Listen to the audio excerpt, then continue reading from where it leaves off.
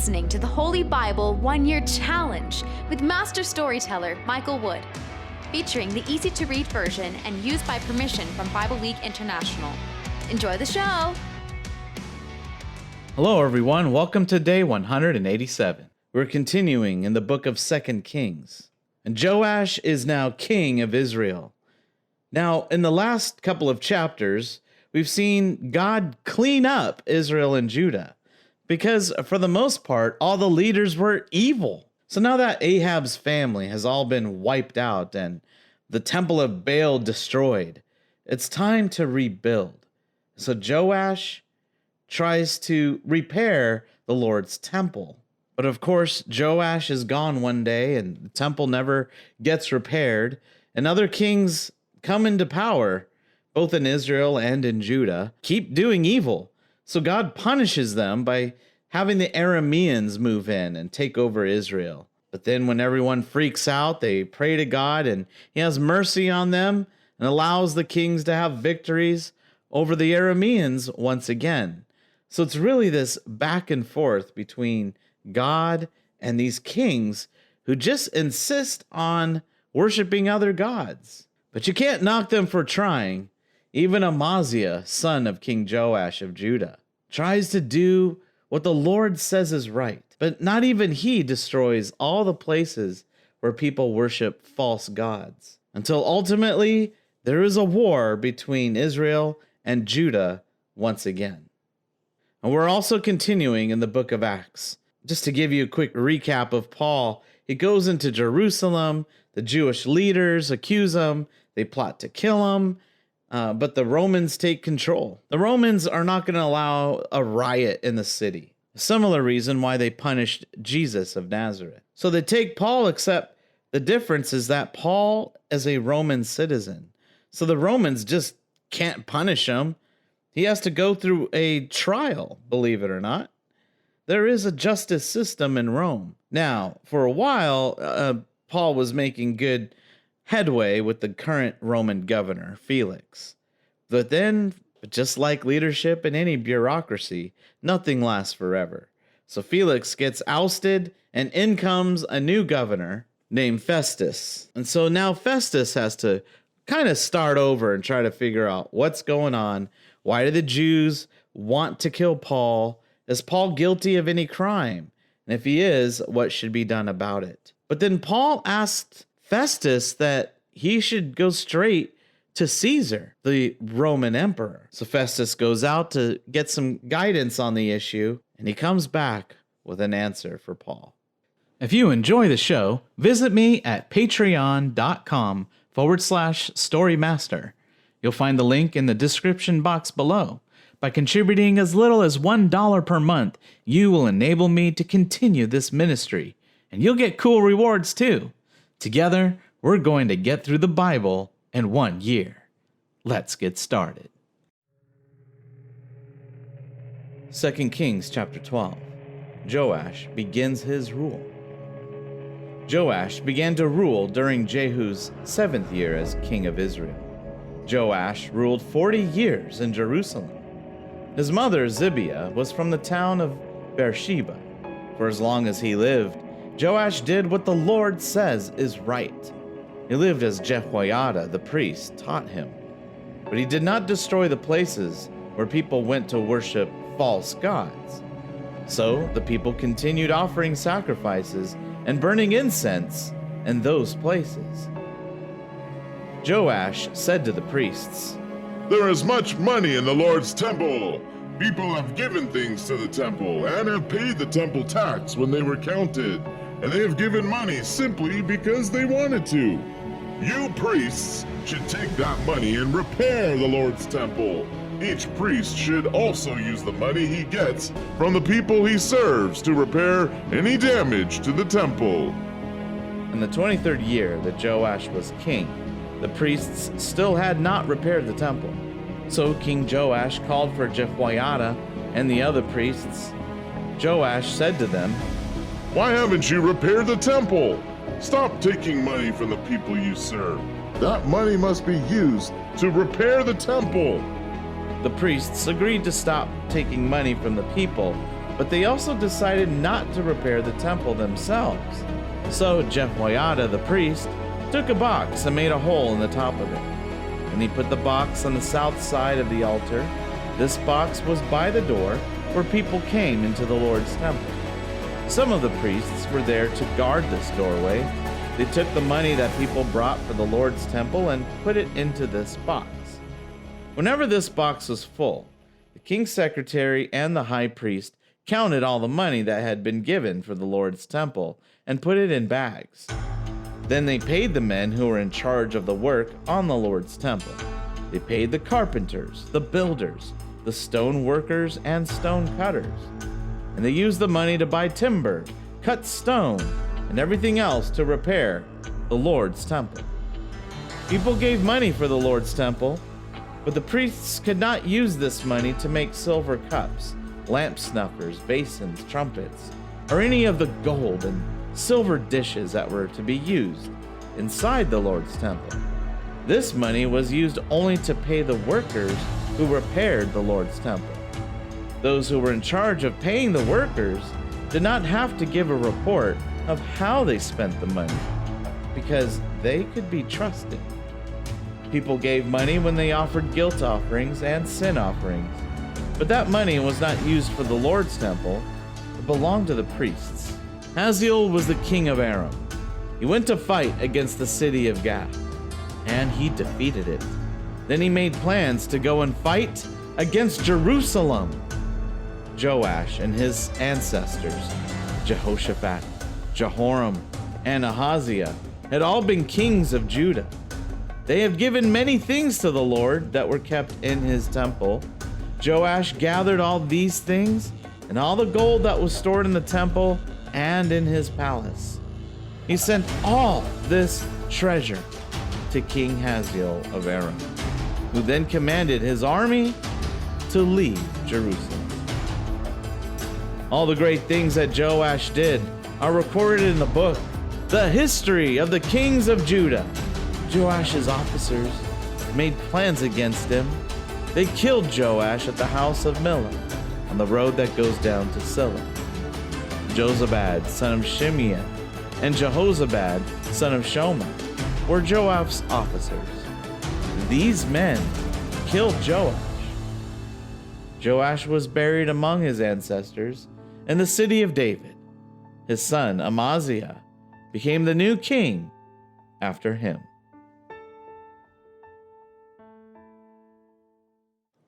Second Kings chapter 13. Jehoahaz, son of Jehu, became king over Israel in Samaria. This was during the 23rd year that Joash, son of Ahaziah, was king in Judah. Jehoahaz ruled for 17 years. Jehoahaz did what the Lord says is evil. Like Jeroboam, son of Nebat, he committed sins that also caused the people of Israel to sin, and he never stopped doing those things. Then the Lord was angry with Israel. He let King Hazael of Aram and Hazael's son Ben-Hadad gain control of Israel. Then Jehoahaz begged the Lord to help them. The Lord listened to him because he had seen the terrible troubles that the king of Aram was causing the Israelites. So the Lord sent a man to save the Israelites, and they were freed from the Arameans. So the Israelites went to their own homes as they had done before. But the Israelites still did not stop committing the sins of the family of Jeroboam, who caused the Israelites to sin. They continued committing the sins of Jeroboam. They also kept the Asherah poles in Samaria. The king of Aram defeated Jehoahaz's army and destroyed most of the men in the army. He left only 50 horsemen, 10 chariots, and 10,000 foot soldiers. Jehoahaz's soldiers were like chaff blown away by the wind at the time of threshing. All the great things that Jehoahaz did are recorded in the book, The History of the Kings of Israel. When Jehoahaz died, he was buried in Samaria. His son Jehoahash became the new king after him. Jehoahash, son of Jehoahaz, became king over Israel and Samaria. This was during the 37th year that Joash was king of Judah. Jehoash ruled Israel for 16 years. He did what the Lord says is evil. He did not stop committing the sins of Jeroboam, son of Nebat, who caused Israel to sin. Jehoash continued to commit those sins. All the great things that Jehoash did and his wars against King Amaziah of Judah are recorded in the book, The History of the Kings of Israel. Jehoash died and was buried in Samaria in the tombs of the kings of Israel. Jeroboam became the king after Jehoash. Elisha became sick, and later he died from his sickness. King Jehoash of Israel went to visit Elisha. Jehoash cried for him and said, my father, the chariots of Israel and their horses." Elisha said to Jehoash, "Get a bow and some arrows." So Jehoash got a bow and some arrows. Then Elisha said to the king of Israel, "Put your hand on the bow." Jehoash put his hand on the bow. Then Elisha put his hands on the king's hands and said, "Open the east window." Jehoash opened the window, and then Elisha said, "Shoot." Jehoash shot. Then Elisha said, "This is the Lord's arrow of victory over Aram. You will defeat the Arameans at Aphek until you destroy them." Elisha said, "Pick up the other arrows." Jehoash picked up the arrows. Then Elisha said to him, "Strike the ground with them." Jehoash struck the ground 3 times, and he stopped. The man of God was angry with Joash.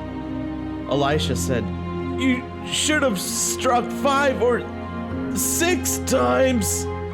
Then you would have defeated Aram until you completely destroyed it. But now you will defeat Aram only 3 times." Elisha died, and the people buried him.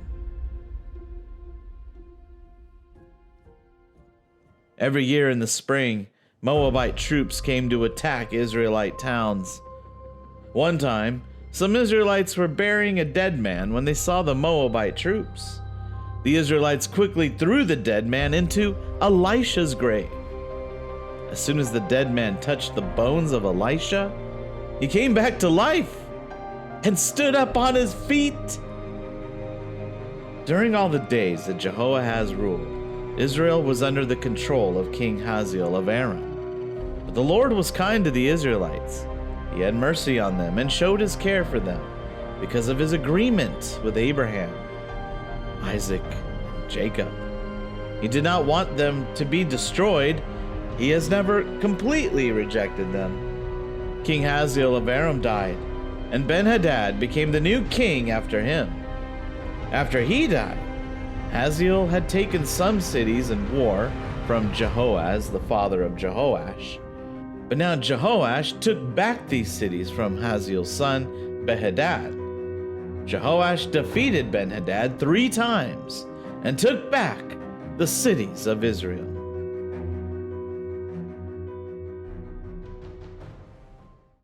Second Kings chapter 14, verses 1 to 22. Amaziah, son of King Joash of Judah, became king in the 2nd year that Jehoash, son of Jehoahaz, was king of Israel. Amaziah was 25 years old when he began to rule. He ruled for 29 years in Jerusalem. His mother was Jehoaddin from Jerusalem. Amaziah did what the Lord says is right, but he did not follow God completely like David, his ancestor. Amaziah did everything that Joash, his father, had done. He did not destroy the places where people went to worship false gods. So the people continued offering sacrifices and burning incense in those places. As soon as Amaziah had strong control of the kingdom, he killed the officers who had killed his father. But Amaziah obeyed the law written in the book of Moses and did not kill the officers as children. The Lord commanded, Parents must not be put to death for something their children did, and children must not be put to death for something their parents did. People should only be punished for what they themselves did. Amaziah killed 10,000 Edomites in the Valley of Salt. In war, Amaziah took Selah and called it Joktheel. It is still called Joktheel today. Amaziah sent messengers to Joash, son of Jehoahaz, son of King Jehu of Israel. Amaziah's message said, Come on, let's meet together, face to face, and fight. King Jehoash of Israel sent an answer to King Amaziah of Judah. Jehoash said, One time, in the mountains of Lebanon, a little thorn bush sent a message to a big cedar tree. It said, Give your daughter for my son to marry. But a wild animal of Lebanon passed by and trampled down the thorn bush. True, you have defeated Edom, but you have become proud because of your victory over Edom. But stay at home and boast. Don't make trouble for yourself. If you do this, you will fall, and Judah will fall with you. But Amaziah refused to listen to Joash's warning. So King Jehoash of Israel went to war against King Amaziah of Judah. They faced each other in battle at the town of Beth Shemesh in Judah. Israel defeated Judah. Every man of Judah ran home.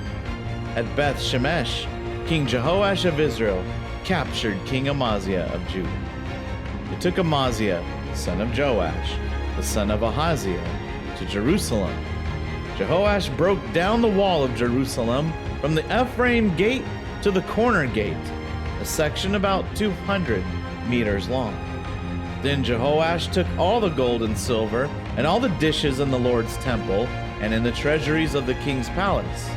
He also took people as captives, and he went back to Samaria. All the great things that Jehoash did, including how he fought against King Amaziah of Judah, are recorded in the book, The History of the Kings of Israel.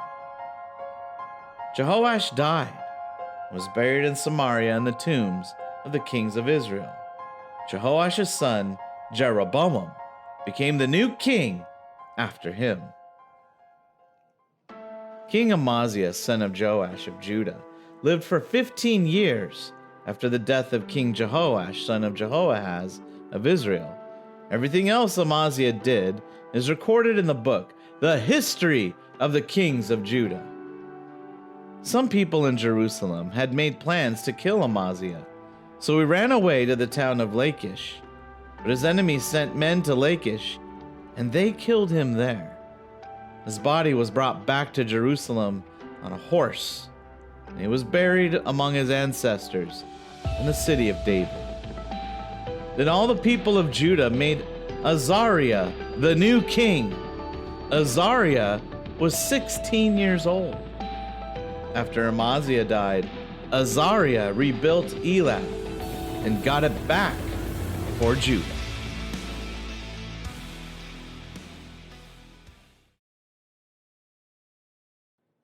Acts chapter 25, verses 1 through 22. Festus became governor, and 3 days later, he went from Caesarea to Jerusalem. The leading priests and the important Jewish leaders made charges against Paul before Festus.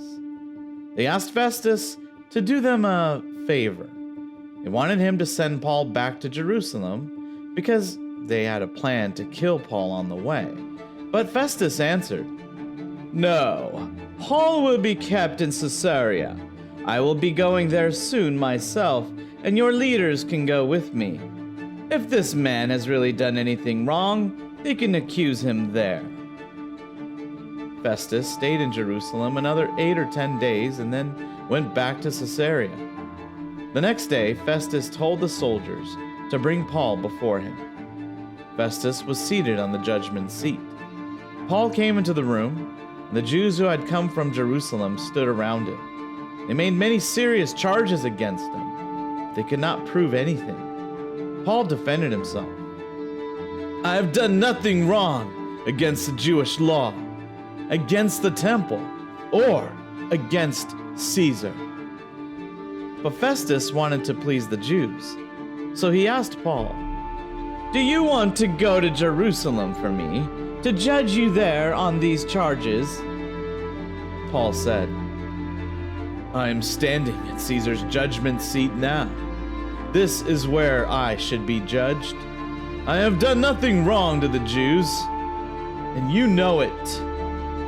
If I have done anything wrong, and the law says I must die, then I agree that I should die. I don't ask to be saved from death. But if these charges are not true, then no one can hand me over to these people. No, I want Caesar to hear my case. Festus talked about this with his advisors. Then he said, you have asked to see Caesar, so you will go to Caesar. A few days later, King Agrippa and Bernice came to Caesarea to visit Festus. They stayed there many days, and Festus told the king about Paul's case. Festus said, there is a man that Felix left in prison. When I went to Jerusalem, the leading priests and the older Jewish leaders there made charges against him. They wanted me to order his death, but I told them, when a man is accused of doing something wrong, Romans don't hand him over for others to judge. First, he must face the people accusing him, and then he must be allowed to defend himself against their charges. So when these Jews came here for their trial, I did not waste time. The next day I sat on the judgment seat and ordered Paul to be brought in. The Jews stood up and accused him, but they did not accuse him of the kind of crimes I thought they would. Their charges were all about their own religion and about a man named Jesus. Jesus died, but Paul said that he is still alive. I did not have any idea about how to judge these matters. So I asked Paul, do you want to go to Jerusalem and be judged there? But Paul asked to be kept in Caesarea. He wants a decision from the emperor. So I ordered that he be held until I could send him to Caesar in Rome. Agrippa said to Festus, I would like to hear this man too. Festus said, tomorrow you can hear him.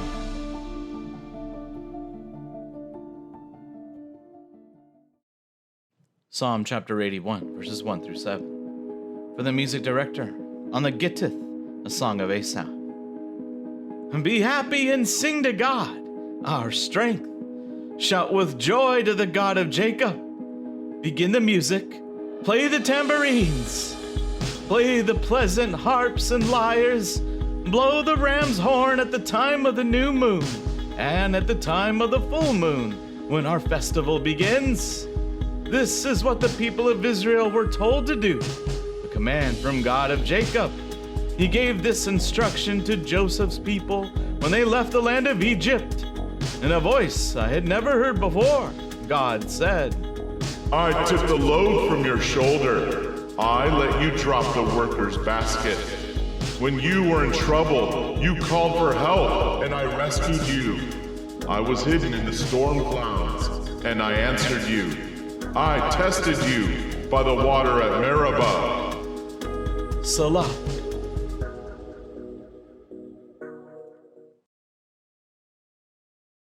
Thank you, everyone. That was day 187. Join us for day 188. We're continuing in the book of 2 Kings. You'll hear more about Azariah's rule over Judah, and then you'll hear about a series of rulers. Some have rules shorter than others. For example, Zechariah's rule over Israel lasted about 6 months. Then you'll hear about others like Shallum, Manahem, Pekahiah, Pekahs, and then you'll hear about Jotham's rule over Judah. And in the book of Acts, Paul goes before King Agrippa. and attempts to defend himself. And if you stay with us, you'll hear what King Agrippa decides to do with Paul.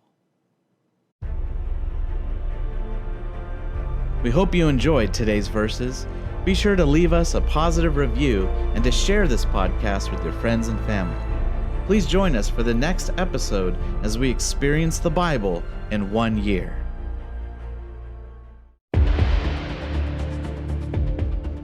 Did you know we offer online courses in creative writing, literature, and web design? Visit us at storymaster.online to learn more.